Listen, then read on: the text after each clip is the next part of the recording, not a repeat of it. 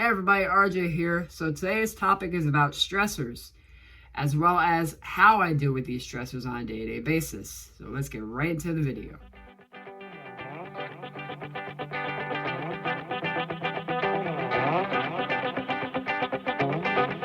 Hey everybody, RJ here. Hope everybody's having a great day today. So today is all about stressors, coping strategies I've used over the years, what's worked, what hasn't, and as well as my toolbox that I've created. So we're first going to talk about, hey, what are stressors? Stressors are things that cause stress. Things like financial issues, family issues, things like a big test coming up, just different types of things that cause stress and often make you very, very depressed. One of the biggest examples is something I've been dealing with the last few years, and that was with my weight loss and toxicity as well. And let's just talk about how this all tied in. So I was losing weight back in the summer of 2019. I was pretty happy I was losing weight, but I was also really, really afraid to gain any weight, whether it was an ounce. I was just very afraid. I was very obsessive, just fears of gaining any weight.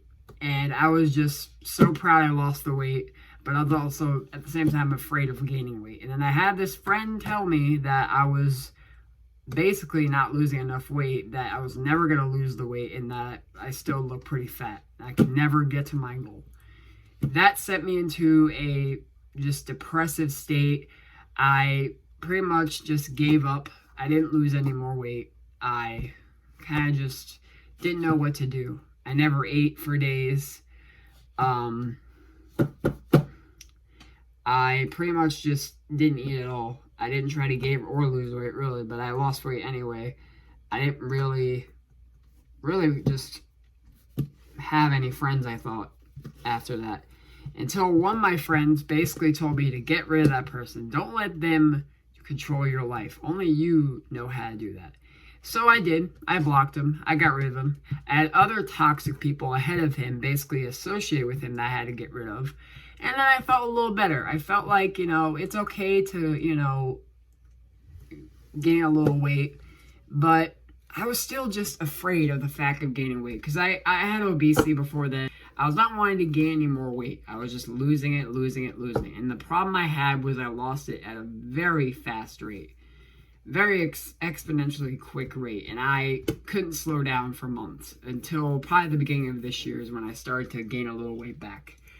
And that was a big stressor for me because in that time I was losing weight, and I proved that person wrong, that I did get to my goal, but I got to it a little bit too quick. And because I got to that goal way too quick, I had a lot of health issues associated with that. So that was just one of the biggest stressors that I've dealt with. Another big stressor kind of ties into that, which is just being afraid of failure and just being afraid of people judging me. And that ties into how I dealt with social anxiety. I did a video on that last week. So let's say I would go to the store and I would see somebody that I knew, and they saw me differently when I was fat. I would be afraid of how they judge me. I would just shy away from them, walk away. Let's just run away from them and not want them to see me. Or let's say I made a tiny mistake. I would just apologize. I would always say sorry and just be sad that I made mistakes and think it's all my fault. I'll never get better. And I was just stressed out the fact that I was laying people down and laying myself down most of all. And I would always blame everything on myself and blame myself for every fault that I've done. And I shouldn't have done that. And I said to myself, I can't do it. I let that person down. I'm so sorry. I shouldn't have done this. And I shouldn't be sorry for that. I should be sorry for something I tried my best on. And that was something that was stressing me out. That was something that I felt like I had to get better at, is managing, my stress in that way. And I was just in a place where I was bored. I didn't know what to do. I felt like everything I did I was going to fail at, until I went to a counselor. I finally got to a counselor, and we talked about different strategies and different ways to improve my stress levels and improve my happiness and my self-esteem. That's when we built something called a toolbox. A toolbox is not only physical things that can do make me feel better, but also things that can mentally make me happy as well. Here are some examples of things I do every day. As you guys know, I exercise, but I don't exercise like I used to. I do it very light. I do about 20 or 30 minutes outside, shooting hoops or taking a bike ride or taking a walk. I also, I do word searches. I have this word search book that I do, and it helps me calm down. It helps me relax and just say to myself, hey, this is fun. I could do this every now and again. And I'm not saying you have to do these things every day, but, just doing them when you feel down or doing them when, you're bored and you want to do something that, get your mind off some stressors. I also read now. I have books. I have this puzzle. I have all sorts of things that I do on a day-to-day basis now that, help me, just kind of calm down and just say, it's okay. You can do this.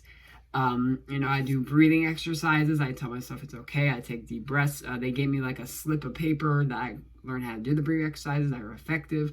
So there's a lot of different stressors that worked. And some things that haven't really worked was I used to kind of just go and I used to go online and like post all different types of just pictures of random stuff and kind of just making things that I thought would be cool, and they weren't suiting me. There weren't things that I was happy with, and there's not gonna be everything on that toolbox that's gonna help me. Of course, there's gonna be some things that I don't want to do.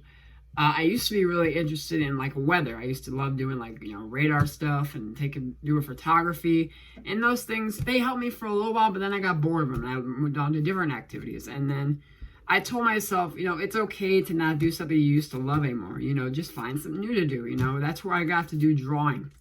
I used to not like drawing. I used to get bored of it. I used to not able to be able to finish any drawing pieces. And then one day, I kind of just watched videos of people draw and people, learning how to draw. And then I was like, okay, maybe I could do this. So I started drawing. At first it was a little hard to do. At first I wasn't, the best drawer, and that was okay. Every day I do different stuff. I do different pictures of characters. And after doing that, I was happy. I was like, okay, maybe this is something I could do on my free time. Something I could do, when I'm bored or when I'm stressed out.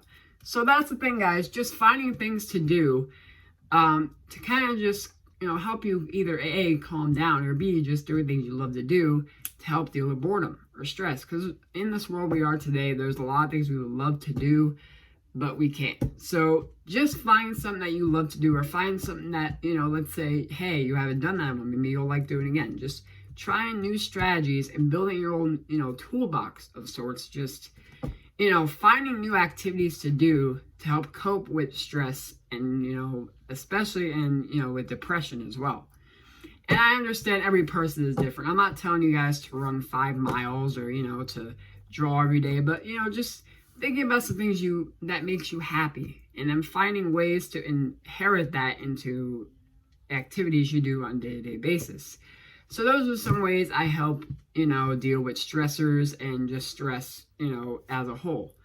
So hopefully you guys learned something with that today. Hopefully, you guys can see, some of the things I do every day to help, deal with stress and deal with boredom.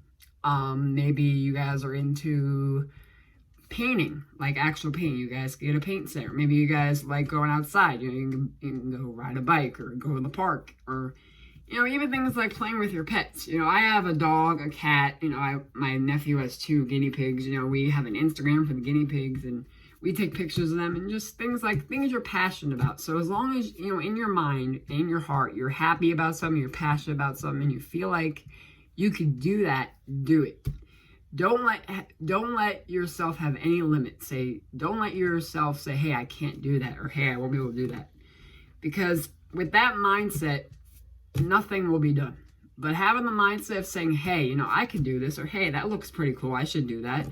That's the thing. Let's say something doesn't work out. You move on to another thing that you think might work out. So really, it's just, for me, it was finding something to do that I knew I could get better at, that I was able to get better at. Because, not everything is meant for everybody. Not everybody could draw, or not everybody likes to draw, or not everybody, can go outside and do the things I do. It's just finding something in your own, surroundings, your own, space that say, hey, I could do that.